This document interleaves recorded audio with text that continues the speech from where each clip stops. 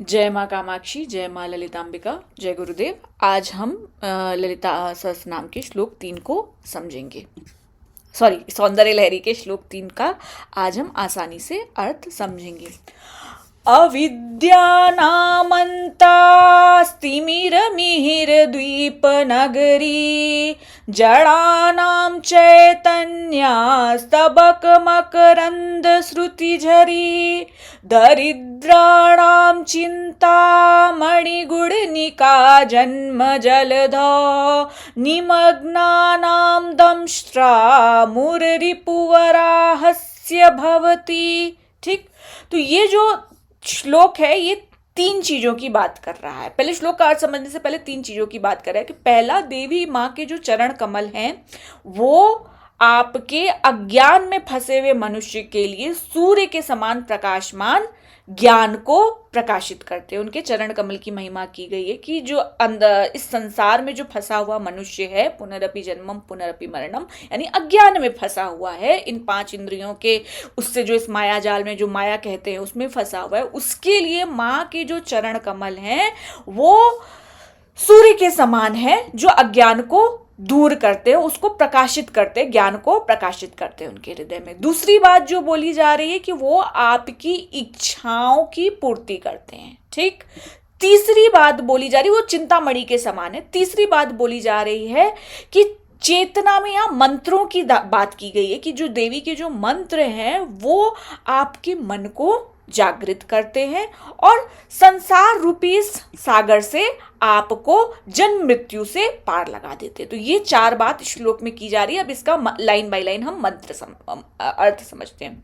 अविद्यानामन्तास्तिमिरमिहिरद्वीप नगरी, अर्थात अज्ञान के अंधकार में सूर्य के समान प्रकाशित नगर।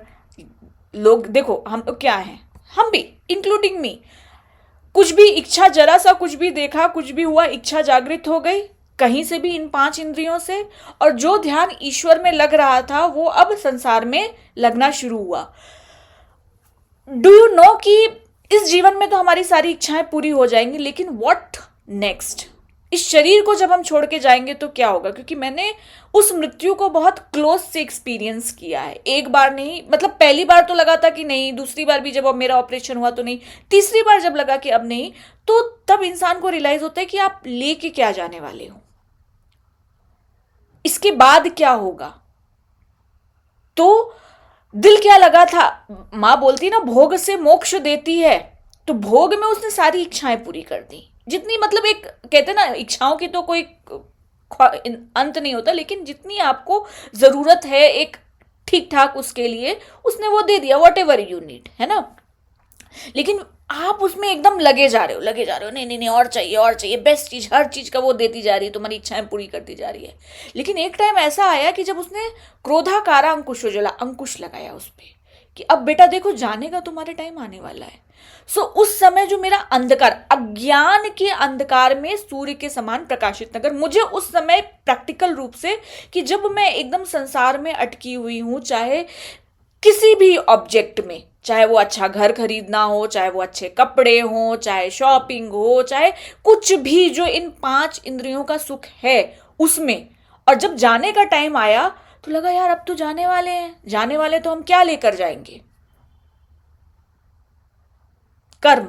तो मां का नाम लेते हुए हम जाएंगे। बस गीता याद आ गई कि भाई अच्छा, पता नहीं अभी तो मुक्ति का समय है, तो करते हुए निकल जाते हैं। तो वो जो गजेंद्र मोक्ष की नारायण लास्ट समय में उसने किया, और एक कहानी प्रेमानंद जी की सारी कहानियां याद आ गई। तो वही है कि देवी अज्ञान के अंधकार में सूर्य के समान प्रकाशित नगर। अगर आप देवी की शरण में आ गए हैं तो आपकी इच्छाओं की तो पूर्ति करेगी, लेकिन आपको भोगरतो वा योगरतो वा संगरतो वा, है ना, भोग से मोक्ष, तो आपको ज्ञान भी देगी। फिर जड़ा नाम अच्छा, एक चीज और, इसका जो कहते हैं कि इसमें जो ये स्तिमिर मिहिर द्वीप निगरी, अगर आप भाष्य पढ़ेंगे तो वहां पे क्या बात की गई है कि जो यहाँ पे सूर्य, हमारी 3 नाड़ियां ना, ईड़ा नाड़ी, पिंगला नाड़ी है ना। तो यहाँ पे सूर्य तत्व की बात की गई है, चंद्र और सूर्य, तो यहाँ सूर्य की बात की गई है। पृथ्वी बीज की बात की गई है। मिहिर द्वीप नगरी, क्योंकि शंकराचार्य बहुत आनंद में आपको श्लोक भी लिखा है और बहुत कुछ उसमें उन्होंने हिडन लैंग्वेज में, जैसे कहते नहीं कि आपको सामने सॉफ्टवेयर है लेकिन बेसिक पे बहुत कुछ उन्होंने छुपा दिया है। तो यहाँ पे पृथ्वी बीज को भी किया गया है, यहाँ पे लज्जा बीज को भी हाइड किया गया है, रीम रीम बीज को, ऐसा बहुत से भाष्यकारों ने लिखा हुआ है। द्वीप नगरी, नगरी मतलब आपका देखिए भुवनेश्वरी ना, तो भुवन, भुवनेश्वरी का बीज क्या है, रीम। तो ऐसा कहा गया है कि यहाँ पे ये रीम बीज की भी बात सांकेतिक रूप में की गई है। ठीक। जड़ा नाम चैतन्य स्तबक मकरंद श्रुति झरी, मतलब जड़ लोगों की चेतना रूपी पुष्पों से टपकती मधु की धारा। अब जड़ लोग मतलब जिनकी बुद्धि जड़ है, उनके लिए उनके अंदर एक नेक्टर, जो एक ज्ञान का जो मधु है, मीठा ज्ञान का मधु है, उन जड़ लोगों की चेतना में उसको जो प्रकाशित कर दे, उसको जो जिसका आविर्भाव करवा दे, वो धारा है मां के लिए। ठीक। अब वो मां है। दरिद्राणाम चिंतामणि गुणनिका, दरिद्रों के लिए मां चिंतामणि के साथ आपकी सारी इच्छाएं, भोग से मोक्ष बोला जाता है ना, तो दरिद्रों के लिए चिंतामणि की रत्नों की माला है, वो आपकी सारी इच्छाओं की पूर्ति कर देगी। अब उसके बाद जन्म जलधौ निमग्ना नाम दंष्टा मूर रिपु वराहस्य भवती, और जन्म मृत्यु के सागर में डूबे लोगों के लिए वराह, भगवान ने पृथ्वी को दांत से उठाया था ना, भगवान वराह के दांत के समान उद्धार करने वाली है। यानी पुनरपि जन्मम पुनरपि मरणम पुनरपि जननी जठरे शयनम भज गोविंदम मूढ़मते, गोप्त्री गोविंद रूपिणी देवी को कहा गया है। तो जो लोग इस संसार सागर में डूबे हैं, जो अभी भी है कि हाँ पूरी होती जाए इच्छाएं करते जा रहे, लेकिन उसके बाद नहीं समझ में आ रहा है कि व्हाट नेक्स्ट, इसके बाद अगर जिस दिन शरीर छोड़ना हुआ उसके बाद कौन सी योनि में जाएंगे, पता है? नहीं, वो ज्ञान है ही नहीं लोगों के अंदर। 60-65 की भी एज होती जा रही है, लेकिन नहीं। तो उसके लिए अगर आप एक बार भगवती की शरण में आ गए, लोग आते हैं इच्छाओं के लिए आते हैं, मेरे पास लिखते हैं दीदी जॉब नहीं है, ये नहीं है, वो नहीं, तो मुझे लगता है मैं भी तो वैसे ही गई थी, मैंने कौन सा सोचा था कि हाँ, लेकिन करते करते करते एक टाइम ऐसा आएगा कि you will realise the real meaning of Lalita Sahasranamam Saundarya Lahari and the Lalita sadhana, कि हाँ ये एक्चुअल कहना क्या चाह रहे हैं, हमें कहाँ ले जाना चाह रहे हैं, वो खुद ले जाएगी। दैट इज लाइक मेरे कहने से नहीं, वो एक नेचुरल प्रोसेस होगी आपकी चेतना को, आपकी कॉन्शियसनेस को इवॉल्व करने की। तो यहाँ क्या बोला गया है, देवी अज्ञानियों के अंधकार में सूर्य के समान प्रकाश देती है, अर्थात उनके चरण कमल में अगर एक बार आ गया आपके जितना भी अंधकार है मन में, जितना भी तामसिक, 3 तरह के गुण होते हैं, सात्विक रासिक तामसिक, जितना भी रजस तमस है, उनके चरण में एक बार अगर आप आ गए तो वो ज्ञान का जो प्रकाश है सूर्य के समान है।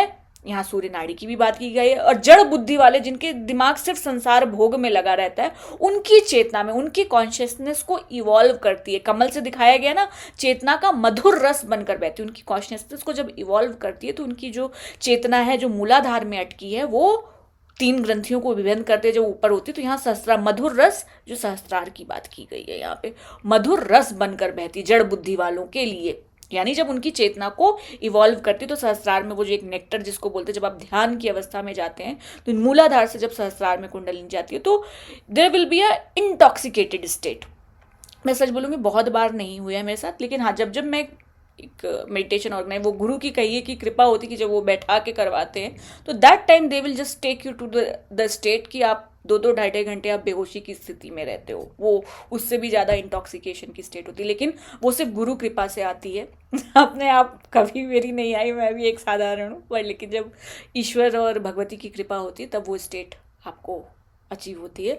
फिर दरिद्रों के लिए चिंतामणि की माला के समान, यानी आपकी सारी इच्छाएं पूरी कर देती हैं। और जन्म मृत्यु के सागर में डूबे लोगों के लिए वराह भगवान के दांत के समान उद्धार करने वाली है। अर्थात पुनरपि जन्मम पुनरपि मरणम में जो लगा हुआ है, उस इंसान को बाहर निकालने के लिए वो जो ज्ञान देती, जैसे मुझे जब मेरा जो एकदम फाइनल 7 हॉस्पिटलाइजेशन, 5वीं बार 4थी बार जब एकदम फाइनल मेरे को था कि पता नहीं अब बचना है कि नहीं बचना है, फिर उसके बाद जब मैं ऑपरेशन होकर आई तो मुझे कोविड सा आ गया रिपोर्ट में।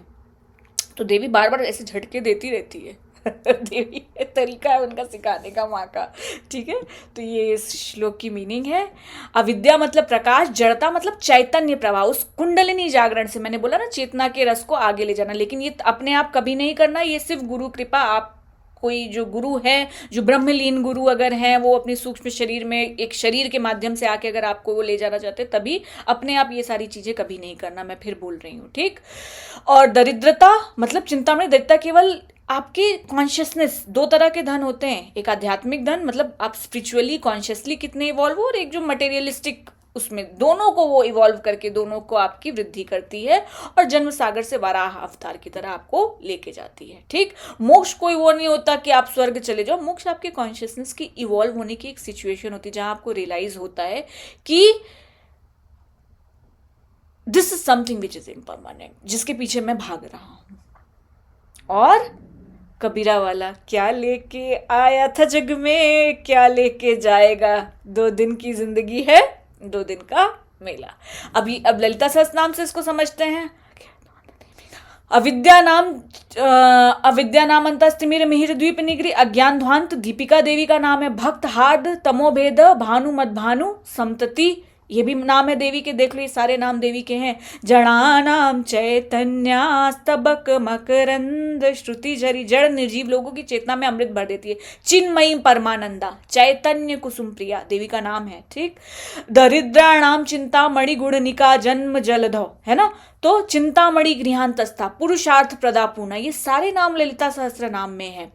जन्म जलधो निमग्ना नाम दंष्टा मुर रिपु वराहस्य भवति, तो संसार पंग निर्मग्न समुद्धरण पंडिता भवदाव सुधावृष्टि, देवी के सारे नाम है। मुक्तिदा, मुक्ति रूपिणी, ज्ञानदा, ज्ञान विग्रह। तो जो बात सौंदर्य लहरी में हमारे जगत गुरु ने पूरा उसको एक आनंद की लहरी करके बना दिया है पूरा श्लोक के, वही बात ललिता सहस्त्र नाम में भी है। उसमें कुछ बीज छुपाए गए, ललिता सहस्त्र नाम में भी बीज छुपाए गए हैं, मंत्र छुपाए गए हैं। इनडायरेक्टली आपको चेतना को इवॉल्व करने के लिए वो जो एक कोडिंग होती है वो की गई है कि ग्रेजुअली कैसे कॉन्शियसनेस इवॉल्व होगी, उसमें भी है। इसमें आराम से गाओ। इसको ऐसे कैसे गाएंगे? अविद्यानामन्ता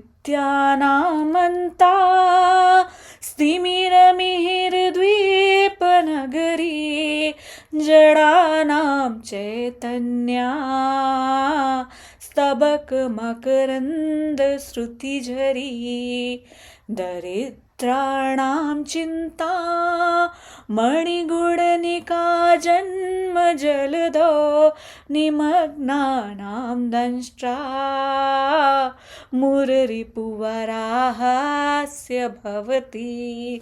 इसको ऐसे गा के भी आनंद ले सकते हो आप, ठीक है। तो चलो, ये हो गया श्लोक 3 सौंदर्य लहरी का।